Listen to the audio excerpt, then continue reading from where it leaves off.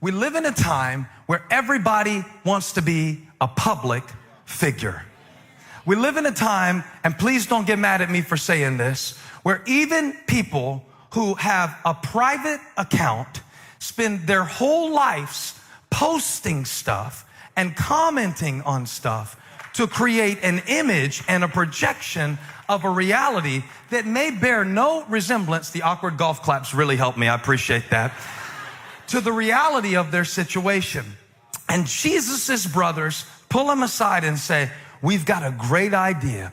Why don't you show the world who you really are? The interesting thing about the text, and I'm going to give this to you quick because the nexus of this text is in verse 5.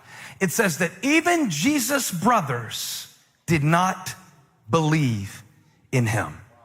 And since they didn't believe, they were trying to get him to perform. Anytime you have unbelief in your heart, it will cause you to try to perform to prove something that you don't really believe. In psychological terms, it's called the fraudulence complex, or some call it the imposter syndrome. And it speaks about how many of us have an inability to internalize our strengths and our accomplishments. Psychologists call it the imposter syndrome because they say that many of us secretly, deep down, feel like we're a fraud. Many of us secretly, deep down, feel like we have so much less to offer than what people expect. And that even when people compliment us, we figure that the reason that they're complimenting us is because they don't really see us for who we are. And if they ever saw us for who we are, if they ever saw how stupid we feel, if they ever saw how inexperienced we feel, if they really saw how nervous we really feel, they would kick us out the room.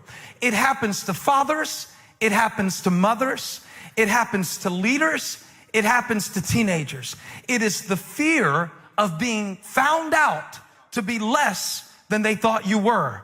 It is the fear that keeps you in a performance mode. It is the fear that keeps you spending money to look like something important because deep down you're afraid that you're really not.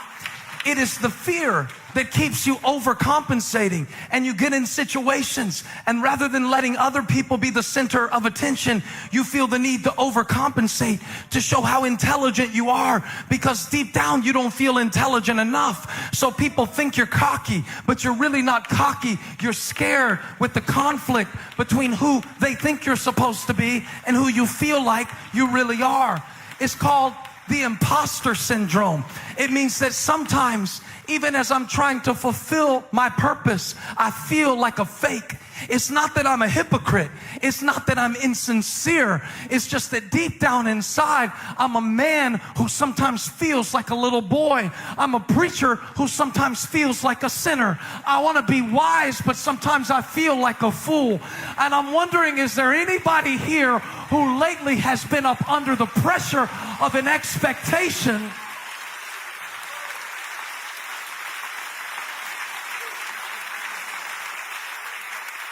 And when you feel that, the temptation and the tendency is to prove it. I gotta prove I'm a good dad. I gotta prove I'm a good mom. I gotta prove I'm a good preacher. I gotta prove it. And when you do it to prove it, it takes the joy out of it. See, Jesus didn't mind performing miracles. He just wasn't going to do it for the wrong motives. Jesus was going to Judea. He just wasn't going to make a public spectacle out of his power. Jesus was ultimately determined to show the world who he was, but he wasn't going to do it for the gram.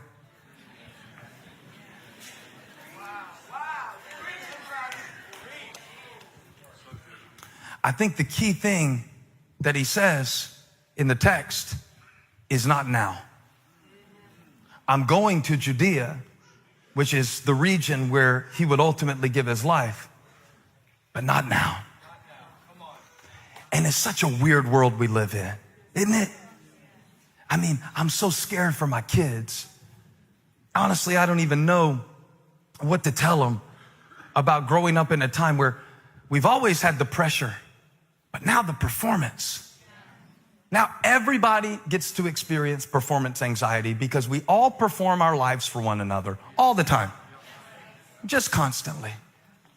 I mean, if you cook a good meal for your family, it does not count unless you make an Instagram story out of the meal. This is a very common thing to preach about. It's common because it's killing us.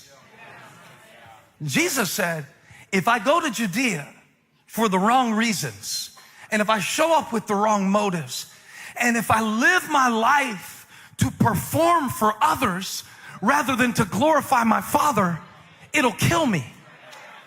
The religious leaders were waiting to literally kill Jesus, but I wonder what are the things that are killing you? It says that he purposely stayed away from Judea.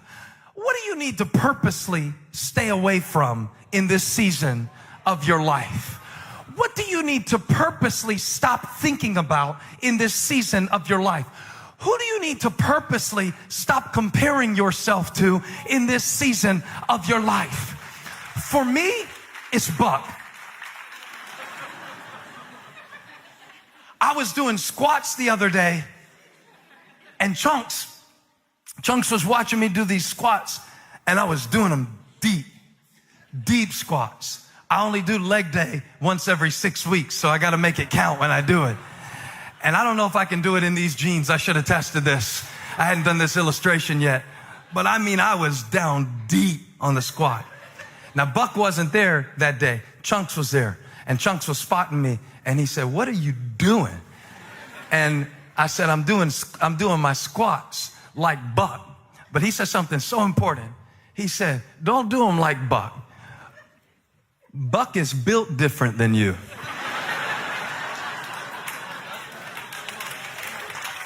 You're going to break your back trying to be like Buck. And I wonder how we look to God trying to...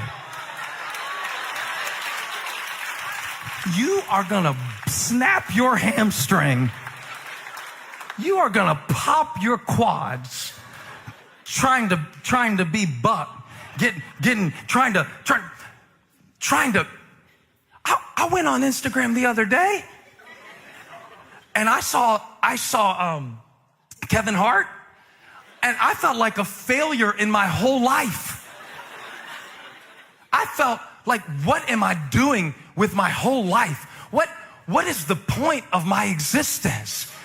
Within 15 seconds, here I am with a burden on me that I wasn't built for by comparing myself to someone with a different calling. And please don't judge me while I am in this vulnerable position. Because the truth of the matter is, some of you are hurting in ways that you don't have to hurt, because you are putting yourself in a position that you were not built to live in. Jesus said, I'm not going to Judea because you want me to go to Judea. I don't have to post it to prove it. I don't have to turn stones into bread to show that I'm the Son of God. I live out of purpose, not for popularity. I live out of purpose, not for the praises of men, but for the praise that can only come from God. And I wonder if there's somebody today who is content to stay in Galilee, to know that it's my season to be obedient. And that's all I have to do.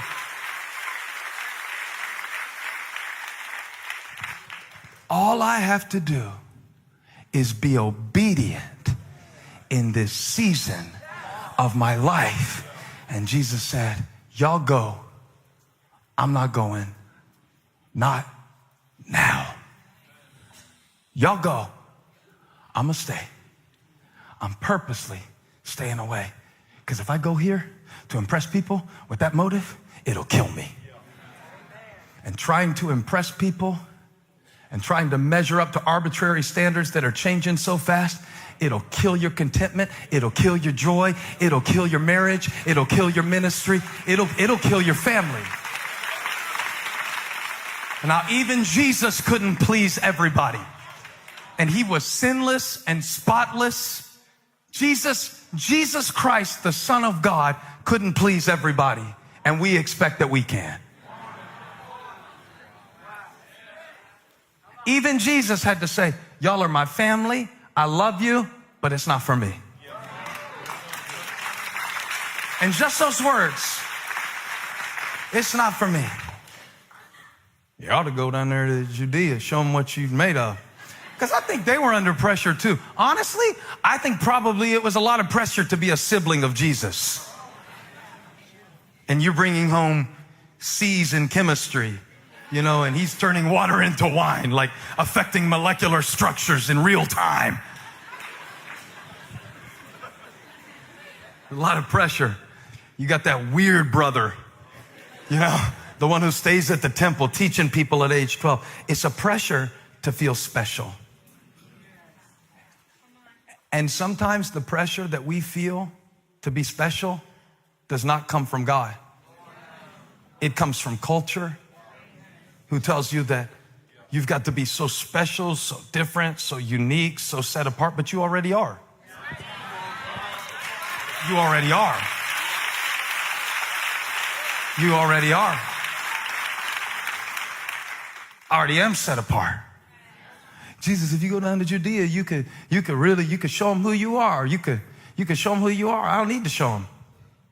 I know. When you live out of that place, it affects you to be able to do it for purpose and not for proof. Because really, who are you trying to prove it to? I mean, whoever you're trying to prove something to isn't paying attention, because they're trying to prove it to somebody who's not paying attention. And they're proving it to someone who's not paying attention. And so while we're busy posting to each other our results to prove to one another what we're worth, our purpose is dying in the place. Thanks again for watching.